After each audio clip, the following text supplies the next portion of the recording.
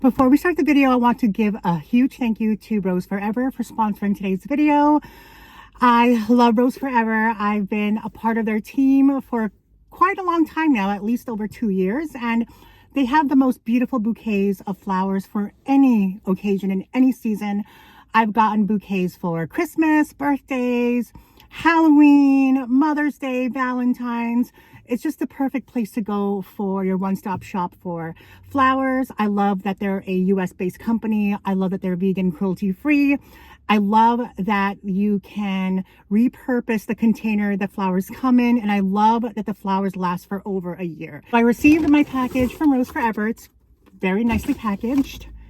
Comes with care instructions. And this is a bouquet I got. I've never actually purchased one that was heart-shaped. So this is my first time getting a heart-shaped box from Rose Forever. Look how beautifully packaged that is. This is the type of a acrylic box that you can repurpose and reuse. So once the flowers have gone past their expiration date and aren't as beautiful, luminous, and aromatic as they once were before, you can put things on the top and you can put things in the drawer on the bottom. Right here, you can see there is a pull-out drawer right here. And the aroma on these are magnificent. They're splendid. They give you that that feeling that you get when you smell fresh flowers. These have been preserved and they're just very beautiful. I love the heart-shaped box. Now, wouldn't that be perfect for Valentine's or even for Mother's Day? It would look perfect on top of your vanity or in your bathroom if you have the space. A great place to keep your makeup on the bottom. It is such a beautiful container that can be repurposed and reused for anything that your heart desires. And yeah, I think I'm going to give this as a gift to somebody. I know the perfect person to give this as a gift to. So thank you so much, Rose Forever, for the beautiful flowers. I love them so much. I will leave their information on the description bar below. And also I'll have a discount code there as well for you. With the over 2 years I've been with Rose Forever, I'd have to say it's one of my favorite companies ever in terms of product quality and customer service. I want to show you guys this cute little vintage like Michael Kors baguette. Super old because, you know, like they used to do like just a blank canvas lining. But 25 bucks is a little much for me. It's really cute to see that. Oh look, I donated my Longchamp. My fake Longchamp I paid $10 for that I thought was real. And they marked it at 20. Those rip-off artists. People. Forgiveness really is the key to us creating this new world and to us really having attractive energy, because when you are attached, it means you're attached to a meaning. Sorry guys, I'm trying to turn this off. Meaning that you're a victim or that something is going wrong or that it means something, and when you let go of that, you become free. So work on becoming aware of what that means. The story that you're not... There we go. Okay, oh my god, today's been just a stressful day. Oh my god, just so much shit going on. And it's Halloween, yay. I'm gonna take Loki trick-or-treating. Yeah, I'm gonna go out for Halloween. I paid 50 cents for this. I know it's kind of like whatever, but I don't know, it's like a little wizard costume for Loki. So that'll be cute when I take him for trick-or-treating. Yeah, 50 cents because it was like 50% off.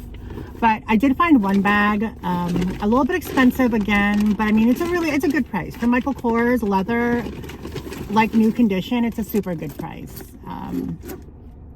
And it isn't like new condition. $50. We did use a $15 off coupon, so thank you, Alexander, for sending that. I appreciate it. Yeah, thank you, Alexander, for sending the $15 coupon. I think the last day to use it is today. And then we did, yeah, so we paid, what is it? Would be 35 plus tax. So probably like 40 bucks. And then we had an exchange to do. So we ended up paying 20 bucks, but I mean, you know, it's a really cute bag. It's a newer-ish style for this model. It has like that little MK. There's like no scratching on the MK. Really nice Saviano leather. You have like the acrylic metal detail on the chain handles. You got the top handle and the crossbody strap, so that's nice. And then you have a kind of like a button flap button, yeah, flap closure. And then you have the triple compartment interior, and then you have a zipper pocket in the middle. This probably retails for about, I'd say $220, but then they probably, because it's not an outlet bag, and then they usually have like what, a 30% off coupon or a 30% off sale usually going on at Michael Kors. So it would be $220 minus 30%. Then they usually do another 20% off that. So then what would that be? I don't know. Probably still a $150 bag at Michael Kors, or plus tax, you know. It's in perfect condition. I like when it doesn't have feet, because then you can't really tell like the wear of the bag. Sometimes you can tell that the bag is worn when the feet is all like scuffed and shit.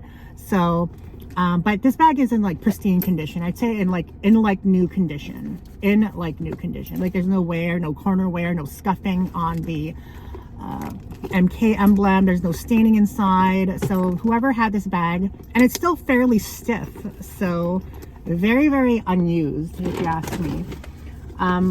But I feel like Michael Kors struggles a bit to sell unless it's in like the $40 to $60 range. So I'd probably sell that one for, I don't know, I would probably say 80 to 100. I'd list it on Marketplace for 100. Maybe I'd sell it for 85, but you know, it's just harder to thrift, guys. Like I even talked to other thrifters out there. It is just so harder to thrift.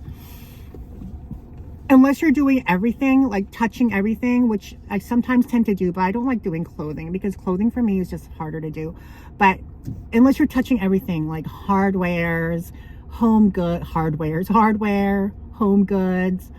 bath and body, purses, accessories, clothing, home decor, electronics, video games, everything, then yeah, you can make a living with it, but you kind of have to know your shit, you know.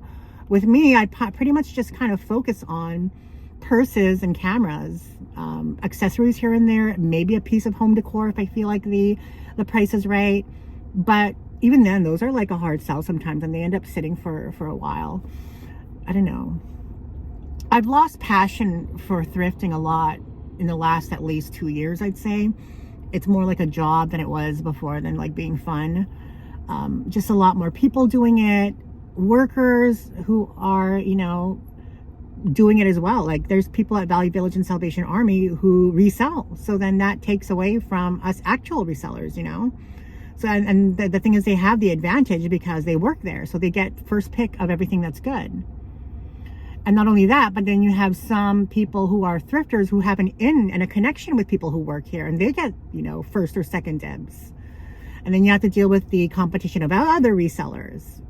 And then you have to deal with people who actually like to thrift for themselves and who aren't resellers. So there's just so many factors going in that makes thrifting way, way harder now. And it's really hard to sustain an income with reselling and thrifting. I feel like if you're just in a city, like for me, like whenever I go to Minneapolis to go thrifting there, like in the bins or even just regular thrifting, it helps a lot. Like I find a lot more shit over there.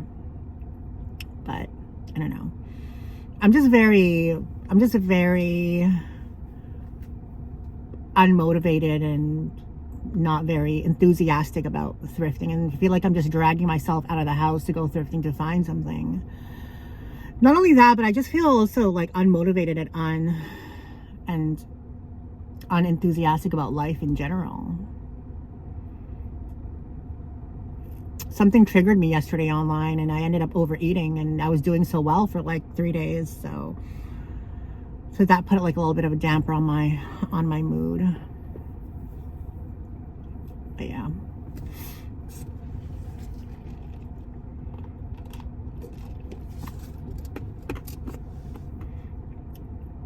I just find it lately hard to be happy about things, you know.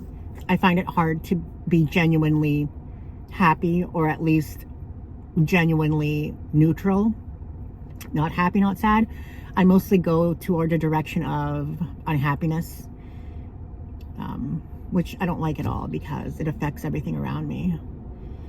If you're like in a mood where you're unhappy, depressed, sad, angry, in my case sometimes maniacally raging, then it literally affects all aspects of your life. It affects your ability to work. It affects your ability to eat healthier and make right choices. It affects your ability to be healthy.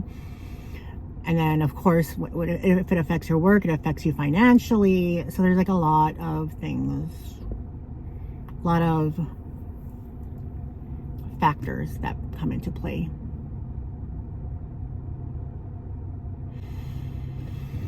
Anyway, I'm just going to drag my ass to a few more thrift stores and just to see what's out there. Hopefully make some sales so I can pay some bills.